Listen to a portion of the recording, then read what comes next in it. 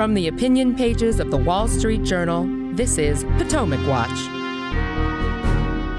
Kevin McCarthy loses more votes for Speaker of the House, even as negotiations are getting more serious with his 20 opponents. Can he offer them enough concessions to get the job as Speaker, and can he govern if he does, having made those concessions? Plus, Florida Governor Ron DeSantis gives his inaugural address to kick off his second term, and it sure sounds like a message aimed at sweeping in from the provinces to take Washington, D.C. Welcome. I'm Paul Gigot with the one and only Kim Strassel and the one and only Kyle Peterson, my esteemed colleagues. From the Wall Street Journal opinion pages, welcome to you all. The melodrama in the House of Representatives continues as we tape this with no resolution in sight.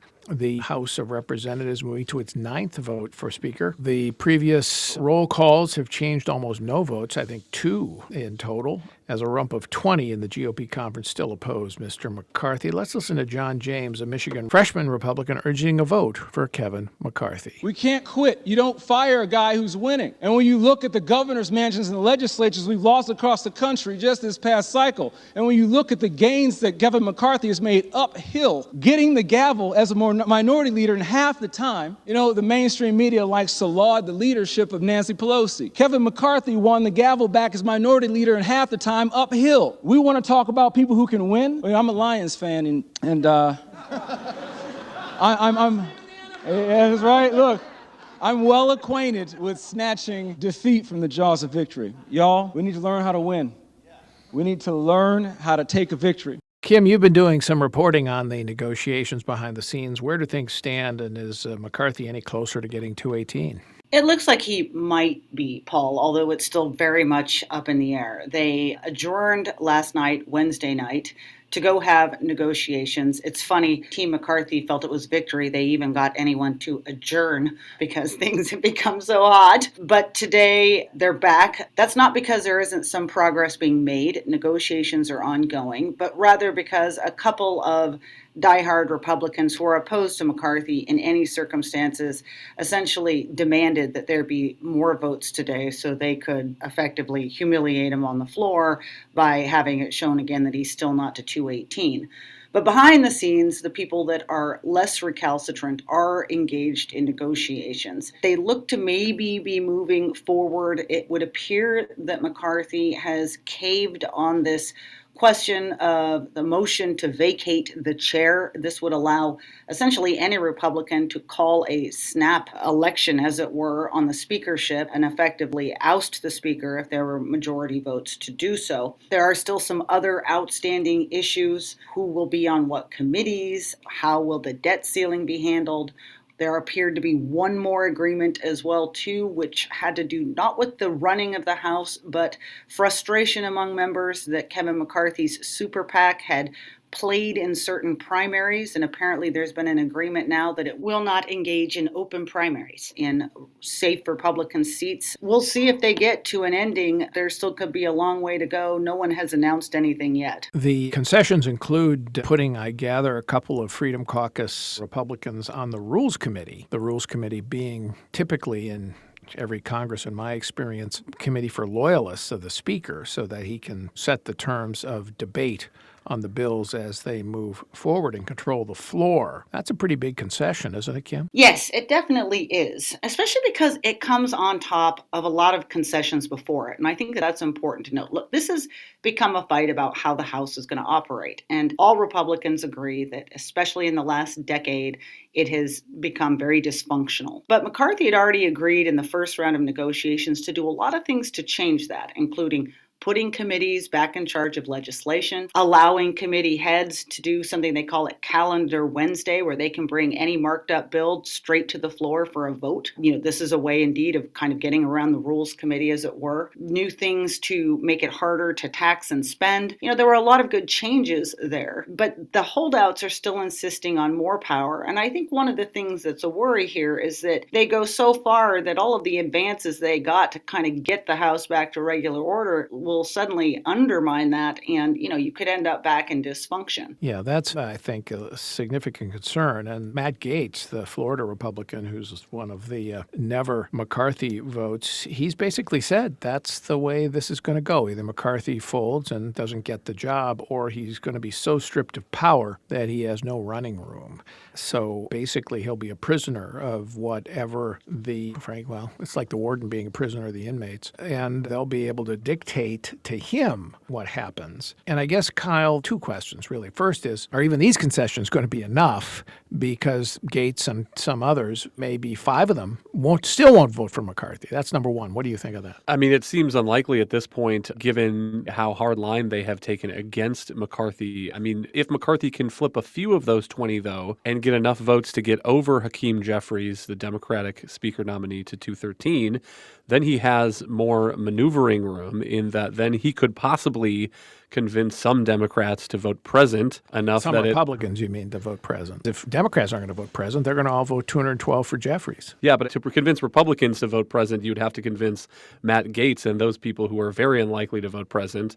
But he could get enough Republicans to get above Jeffries and convince some Democrats to vote present enough that it lowers the threshold he needs to get a majority. I mean, that doesn't look very likely either. I don't know. I mean, it has been fascinating to watch this deadlock over the past 3 days where, as you said, only a few votes have moved in any direction whatsoever. It is just deja vu, vote after vote after vote. Yeah, the other question, as Kim raised it, is whether or not he is giving up so much power with these concessions that he will find it impossible or nearly impossible to govern. And I think the one that vote, I mean, I don't mind concessions that say, okay, we're going to hold a vote on the floor for term limits. Fine. You pass it, it's not going anywhere anyway because it has to be a constitutional amendment. There's some budgetary rules that Kim discussed, which I think are useful. But this idea that with a single vote, a member of the majority party can ask to vacate the chair means that you are a hostage to the desires of, well, in any given time, one member. And of course, likely that you can always win the majority if you get a majority of the members, but the Democrats will always be opposed. You'll have a narrow 5-seat majority. And the minute you offend some group with some policy or another, if it's particularly a hot button issue, say aid to Ukraine, they can put together 5-6 votes and your speakership is suddenly in jeopardy. Kyle, I mean, that's the way it looks to me. I mean, I think the danger here is that you have a speakership that's gutted before he's actually even speaker. That does seem to be the point of this motion to vacate. Getting it down to one member is to shorten the leash that these conservatives think they have on Kevin McCarthy if he ends up being the Speaker of the House. I mean, one fascinating dynamic would be if the rest of this 20, the other 15 or so of this 20 who are opposing him right now, decide they don't want to go that route and they get fed up with him. And so they are content to vote down that motion to vacate if it ever arrives, or if Democrats get fed up and decide they don't want to interrupt whatever bill they're trying to pass to elect a new speaker, which took them however many days it did in January, and they're going to help vote down that motion to vacate, or maybe they'd prefer to watch Kevin McCarthy twist in the wind again. I mean, there are bills that are going to need to be passed over the next 2 years, funding the government, raising the debt limit, and I get that conservatives would like some policies in place in order to keep the debt limit from continuing to be raised every 2 years as the spending and the debt continue to balloon. But I think they have to think about how much leverage they really have here when they are making up a fraction of the Republican caucus in half of the Congress. Well, we'll see how these negotiations go, Kim, but at some point, Republicans could move on from Kevin McCarthy if McCarthy simply can't get the votes. Let's listen to Ken Buck of Colorado, who has voted for McCarthy, but is also somebody sympathetic to the Freedom Caucus about what could happen next. There are a group of people, 5, 6, 7 people who just don't like Kevin McCarthy. They've had issues with him. They're not going to vote for him. Then you've got another group of people who want certain policy issues or procedure issues. So you add that together with a very small majority, and you end up with this stalemate. I think that what has to happen is either Kevin has to reach an agreement with these folks at some point early today, or we need to move on and try to find a consensus candidate that those 5 or 6 can agree to. But in a small majority, a group of 20 can control. Well, we didn't get that agreement early Thursday, Kim, and we may not get it late. So assume that this happens, I guess if McCarthy can't get the votes, then he would have to go to his supporters who are only Kevin supporters, the so-called OK voters, and say, look, sorry, I'm bowing out. And then they could move on. But before that, they're not going to be able to move on because nobody else could get a majority, I think. So if Kevin McCarthy bows out, then what does it go to Steve Scalise, who's now the number 2 in the House? Yeah, I mean, that's possible, but here's the thing. Don't you end up with the exact same dynamic? That's what I don't understand.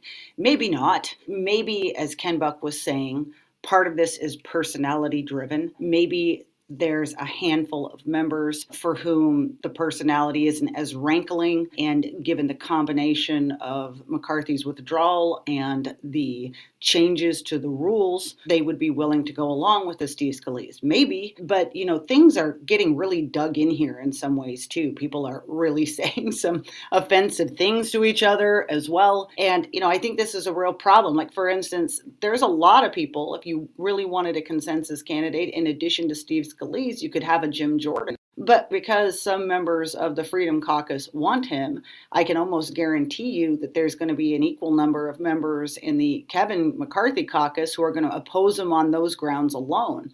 So I'm not sure, even if he bows out, that things get clarified quickly.